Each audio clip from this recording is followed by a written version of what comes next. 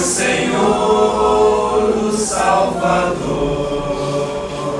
Só por Ele ganhei a vida eterna com Deus, com Deus, com Deus.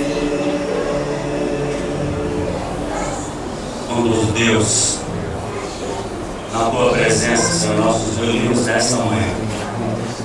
Neste momento, nós colocamos as nossas vidas, Deus, na Tua presença.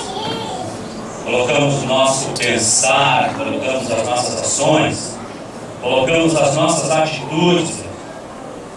E estamos, ó Pai, em nome de Jesus, fazendo uma reflexão, ó Pai, dos erros cometidos, das falhas, da autossuficiência, do egocentrismo e do individualismo.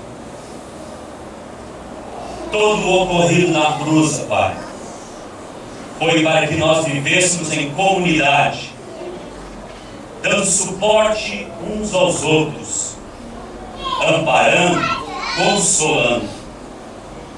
Ó Deus, se entendemos de outra forma, que não seja estarmos juntos como comunidade, tenha misericórdia de nós, Senhor.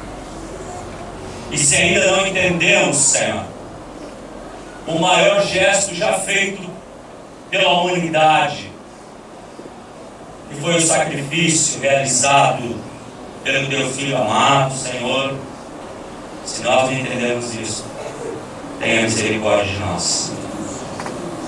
Nós oramos, Senhor, e te pedimos, perdoa-nos, porque clamamos a Ti, e colocamos todos os momentos, até mesmo aqueles momentos em que fizemos uma aliança contigo, e na primeira dificuldade quebramos.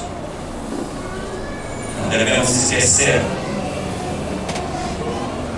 que Tu não desistiu do martírio por causa da dor nem do sofrimento, mas continuou em frente, para que nós pudéssemos estar aqui hoje, comemorando, para que nós pudéssemos estar aqui hoje lembrando, e principalmente com esta sensação, que Tu és o Deus que está bem pertinho de nós.